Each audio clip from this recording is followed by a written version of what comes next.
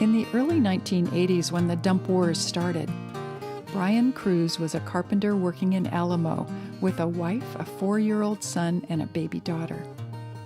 One day, his grandfather, Vernon Cakebread, got a letter from the county saying they were considering part of the Cakebread Ranch for a landfill. And at that point, they were looking at the Foskett and Cakebread Canyon to condemn it and turn it into a garbage dump. And so my grandfather gave me $20 for gas and said, "I want you to stop this." It took 8 years. And initially, they were just doing our property in the Fosketts and not Round Valley. And then we started really putting up a fight and organized a Marsh Creek Association of some neighbors and started going to the meetings and pushing back. And part of the reason they picked us was it was large. They could use it for a long time, but also they thought there'd be very little opposition. The county was wrong about that. The fledgling Marsh Creek Association may have laughingly called themselves the Gill Hill Cherry Pit Spitting Society, but its 10 or 12 members were determined enough to show up on Kruse's front porch every Sunday afternoon.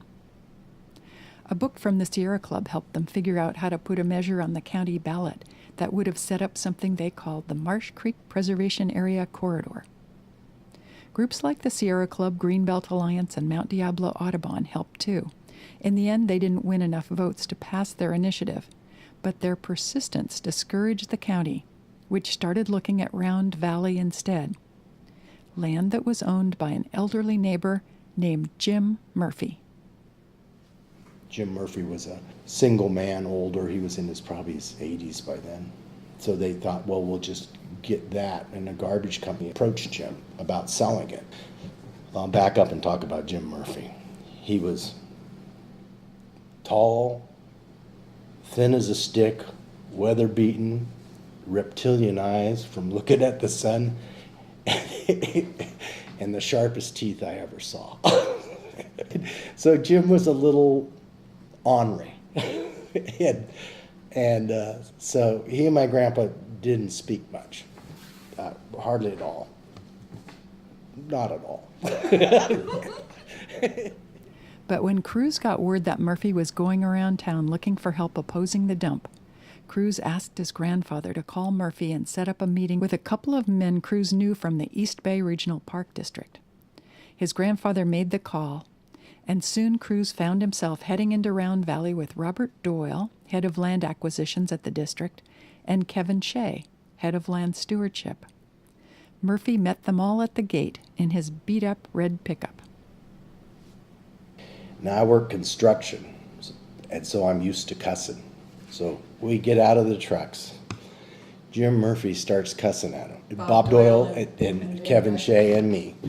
And first thing he asked, there was a mountain lion initiative, whether it was legal to kill mountain lion initiatives on the state ballot then. And the first thing he asked Bob Doyle, "What do you think about killing mountain lions?" And Bob Doyle kind of froze up and says, I'm like, oh God, this is going to blow it right now if you answer the wrong answer. And he goes, I don't know, Jim. What do you think? And Jim was for not killing them, which is the exact opposite of what I would have guessed. And so that went well. And so anyway, he just began cussing. And he would just this and that and everything that came to his mind, and about garbage companies, about park districts, about anybody. They were all pretty much lumped in the same pile of dung. This went on for 4.5 hours, and Kevin and I just couldn't take it anymore. And we kind of slunked off over by the creek. It was about 95 degrees, and they're standing there cussing, and Bob's answering very appropriately and very politely. Goes on for another 2 hours. And finally, Jim winds down, and nothing's settled. And so we get in the cars, we come back here. I said, you guys want to come in? They said, no, we just want to go home. I came in, I literally sitting at the kitchen table with my head in my hands going like, I don't know what I'm going to do now. We're screwed. There's going to be a dump back there. Phone rings. It's Jim Murphy.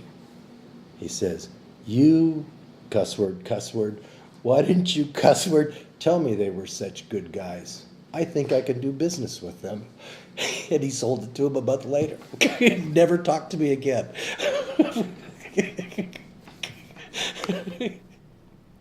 Kruse's friend Bob Doyle is now general manager of the East Bay Regional Park District. Doyle remembers facing two big challenges in making Round Valley into a park. First, he had to win over Jim Murphy. Then he had to find enough money to buy his land. We'll start with Jim Murphy. He was very cantankerous. He was famous for carrying a shotgun and threatening people with it. And so he was very upset that the government was going to take his land for this landfill, and he really loved his property. So I met him at his gate. I introduced myself, and he says, "Yeah, you're from the government. You're park people." And he said, "Well, I'll show you around, but I don't much like government, and I don't much like the idea of this landfill." Then came the mountain lion exchange and the rest of the long, hot, inconclusive conversation that day. Still, Doyle was impressed. We went into this valley, and my jaw dropped, because as you come through the narrow canyon along around Valley Creek, it just all of a sudden opens up into these valley oaks and grassland. And he was so proud of this place. So from there, I started meeting with him. I would come out to his house after work, on the weekends sometimes, and I'd sit on the front porch and I would have a beer with him. And he said that he kind of needed money. He was really scared about what would happen with the landfill. And he says, so what could the Park District do about that? This was at a time actually where the Park District had not passed Measure AA, which was our 1988 bond measure, about $225 million. So this was 86, 87. The bond measure was a long shot, and I said, well, the first thing we would do we would appraise your property, and we would try to see if we could reach an agreement on that. But I said, I have to be honest, I don't have the money to buy the whole property right now. I told Mr. Murphy that I could get $40,000, and I would pay him $40,000 for a 2-year option on his ranch. And that would give us time to see if we could pass the bond measure in 1988. And he said to me, so if the bond measure doesn't pass and you don't come up with the rest of the money, I keep my property and I keep the $40,000. And I said, that's the way it works. In the end, Doyle's $40,000 gamble paid off for the Park District, for Murphy, and for the rest of us, too. Once the county knew that the Park District had an option on Murphy's land, it started looking elsewhere for the dump.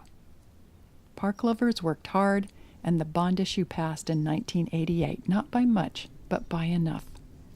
So the Park District was able to buy Jim Murphy's land. Jim Murphy became a millionaire, and his beloved ranch was protected forever as the core, the first square mile of what later became Round Valley Regional Preserve.